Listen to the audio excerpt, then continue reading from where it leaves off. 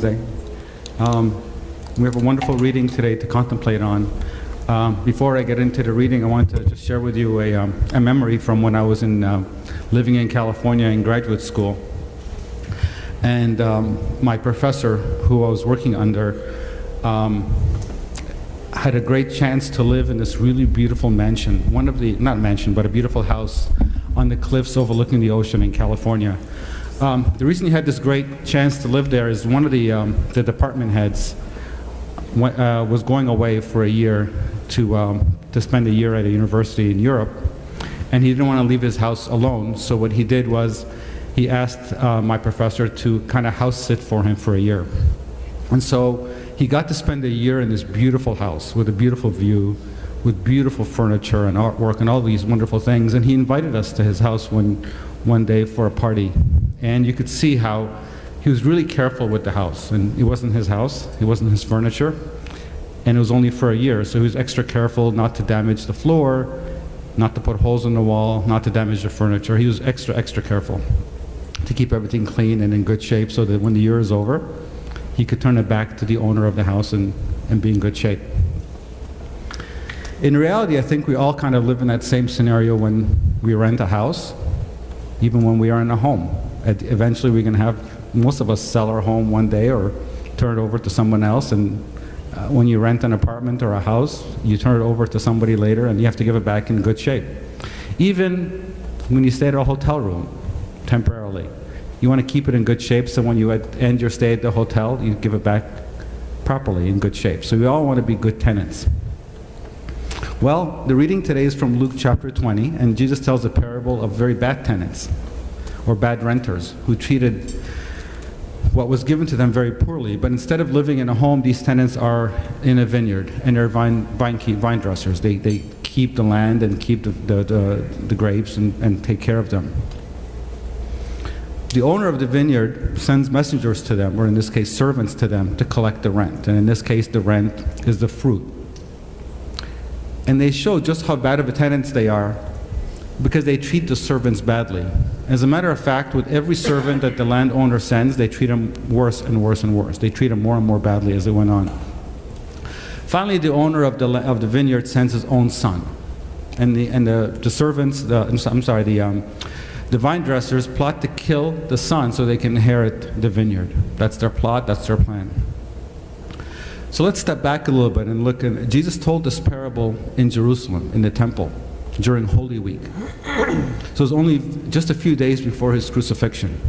And he was telling this parable to the Sanhedrin, or the high court, so basically the leaders of the Jews. Just before this passage, also in Luke chapter 20, Jesus had just condemned the leaders for not believing in John the Baptist when they had asked him, "What authority are you teaching?" And he responded to them and said, "The baptism of John the Baptist, was it from heaven or from man?" And they refused to admit that it was from heaven because they refused to say it was from men because they feared the crowd, and they refused to say from heaven because they didn't want to admit to that. So he condemned them for not believing John the Baptist, and then he gives them this parable. And even that wasn't enough for them to understand. So let's take a look at some of the important points about the parable today. First is the owner of the vineyard. Obviously, the owner of the vineyard in this parable is God. God is generous. The owner of the vineyard gave the vine dressers everything they needed to be able to succeed, everything they needed to be able to produce good fruit abundantly.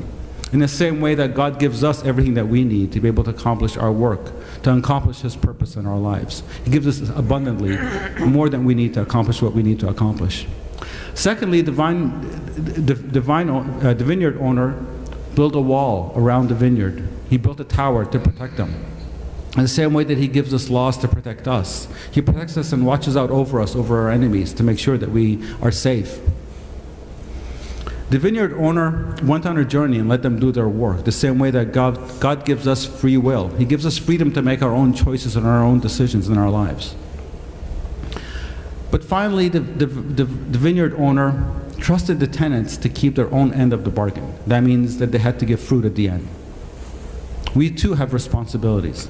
We too will answer. There will be a day when we have to answer to God of what we have done. Have we borne fruits with what we have been given?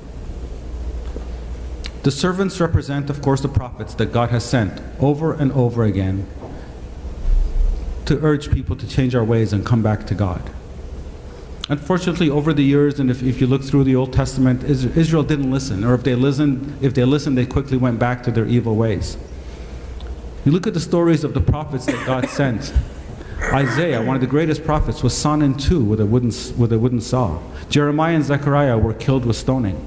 St. Paul tells us in Hebrews chapter 11 that they were tortured, mocked, imprisoned, stoned, sawn in two, slain with the sword, and tormented. And he calls the prophets that the world was not worthy of them for the way they were treated. John the Baptist is the last in a long line of prophets sent, who was also beheaded. But that didn't stop with St. John the Baptist. The apostles afterwards, and even to this day, Christians are martyred. And you look at the tenants of the Vineyard, the Jewish leaders. They weren't surprised that the vineyard owner kept sending servants to collect their rent. They weren't even surprised that he sent his son. There's nowhere in the story that says they were shocked and surprised by this. They knew what was coming. They knew that they had to give account of their work, that they have to bear fruit. That's what they were not surprised over that at all, not even over his son. Just like the Israelites knew all along that the Messiah was coming. They were not surprised by this. As a matter of fact, in this parable, they knew that this was the Son, in the same way that the religious leaders knew that Jesus was the Son of God. Sometimes we may think that they didn't know or they had some doubt, but they knew. They knew, but they wanted control of the nation of Israel themselves. They didn't want to give up their power. They didn't want to have Jesus lead them. They liked being in control. So they decided to kill him. It was planned. So what was the response of the owner of the vineyard? What Jesus does next, before I talk about the response of the owner, it's interesting what Jesus does in the parable. It reminds us exactly what Nathan did to David. If you remember, David had killed Bathsheba's husband so that he could have her as his wife. Nathan the prophet comes to David and he gives him a parable of a rich man and a poor man. And the rich man has this feast that he's about to have, and he wants to kill a lamb to celebrate the feast. But he doesn't take one of his own lambs, he takes the poor man's only lamb, and he kills it for the feast. And then Nathan asks David, what do you think? What should he do? He says, well, that's a wicked and awful rich man. He should be killed, and he should be, the poor man should be repaid for what happened to him. And then David realizes just how wrong he was.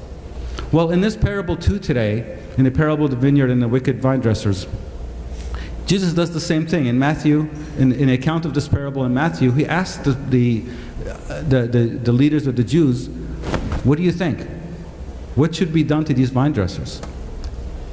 And the leaders of the Jews answer him exactly the same way. They should be killed. They should be, the vineyard should be taken away from them and given to others. So they actually confess the sentence unto themselves. And they got it right because it's obvious. It's obvious how badly they've been working. That they should be destroyed and the vine dressers be given, the vineyard should be given to somebody who will do a better job.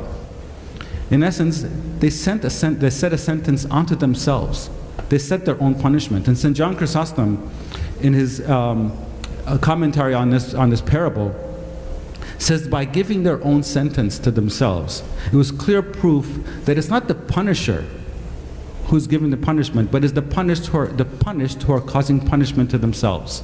Let me say this again because I want to make sure it's clear. It's proof that the punisher, God, is not the one who's caused the punishment. It's the people misbehaving that are causing the punishment to come onto themselves. Many times where we sin, we don't want to take responsibility for our sin. When I do wrong, I don't want to take responsibility for the wrong I've done. I'll take you back again to when I was in school, in graduate school. I was teaching freshman chemistry. And I remember every time one of my students got an F, they came to me and said, why did you give me an F? But when they got an A, they said, I got an A. You never admit to getting an F. The professor gave you the F, but when you got an A, you earned the A. We don't like to admit to failing. We don't want to admit to doing wrong. But in reality, the professor never gives an F. It's the student who earns the F. In the same way that God doesn't give you punishment, you are taking the punishment for your wrongs and for your sins. But what I really want to focus on today is that sinning itself makes no sense. Sinning itself is illogical. As a matter of fact, sinning is crazy.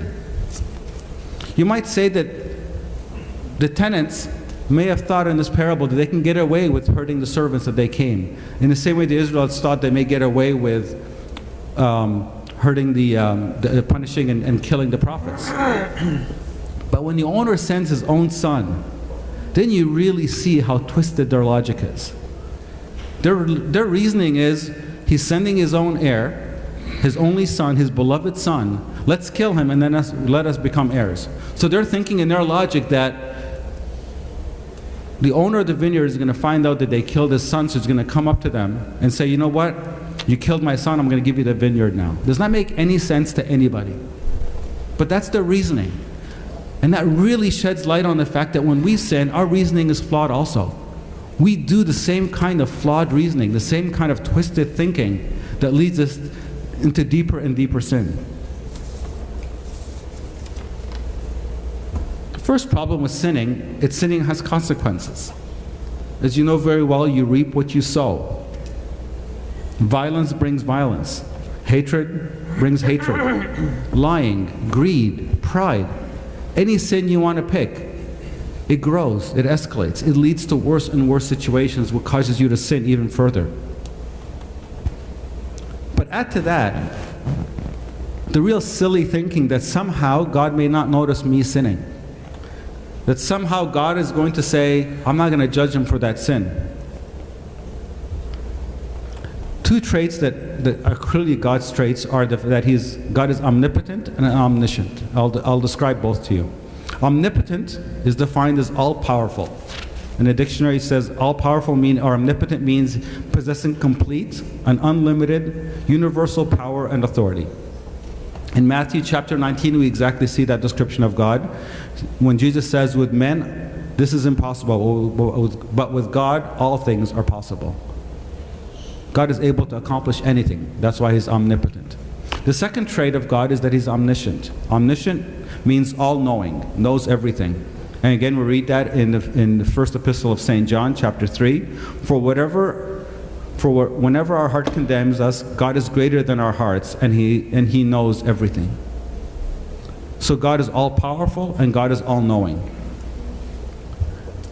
So when I commit sin, I'm actually thinking that this all-powerful, all-knowing God will not notice. Does that make any sense? Doesn't make any sense. Or maybe I'm thinking that somehow God is going to ignore it. I'm thinking that maybe when I sin, I'm going to be off the hook because I'm a good person in my heart. I do good things.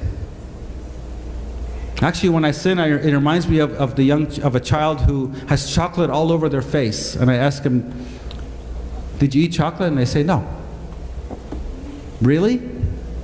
But we act the same way when we sin. We deny it exactly the same silly way. Or maybe I think God's going to ignore my sin because, you know what, everybody else does. Everybody else sins the same way as me. Or maybe they sin worse than me, so I'm not as bad as those people.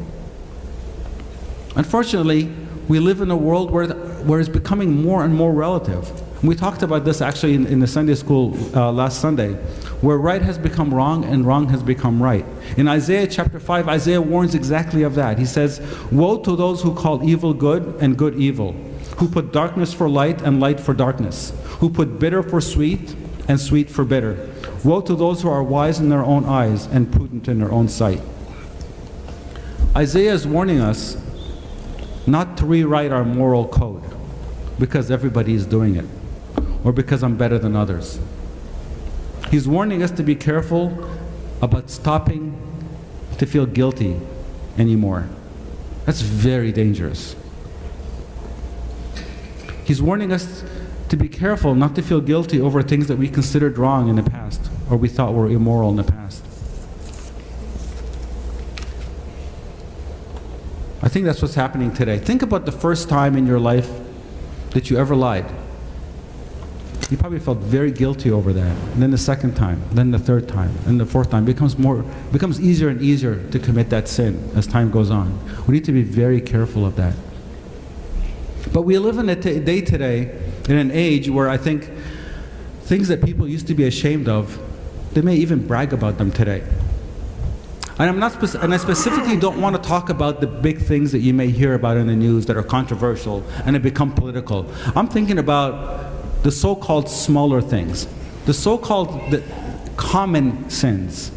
Things like lying, stealing, cheating, pride, greed, those kinds of things.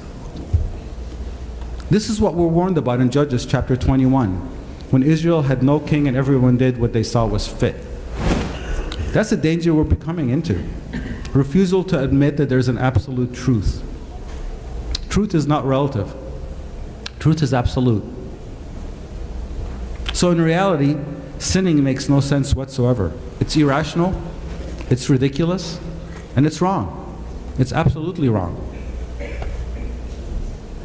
And when I sin in my heart of hearts, I know I'm doing something that's wrong.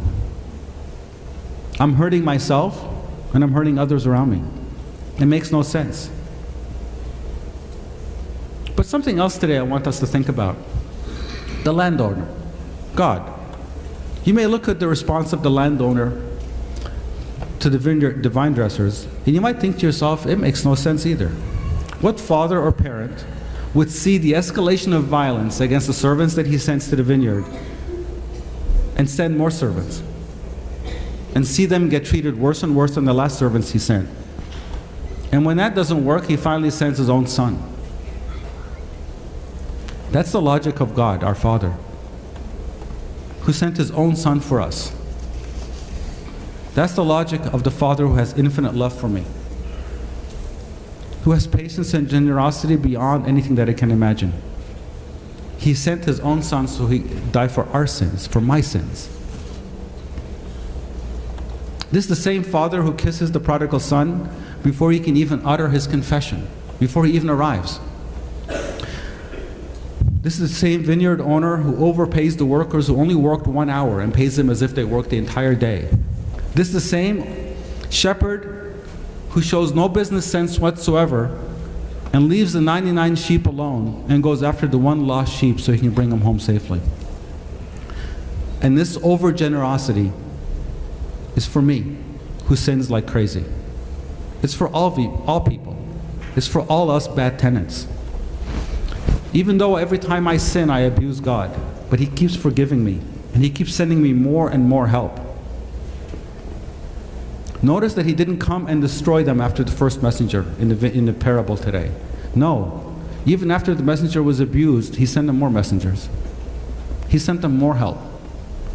He's very patient and merciful, but he will punish evil. We have to be careful not to abuse the privilege that God has given us. He has given us all second and third and fourth and fifth and hundreds of chances. He keeps sending me messengers and messages, signs and sermons and priests and friends and family and emails and texts and movies and all sorts of messages. I need to wake up and stop my sinning, because sinning makes no sense. And glory be to God forever. Amen.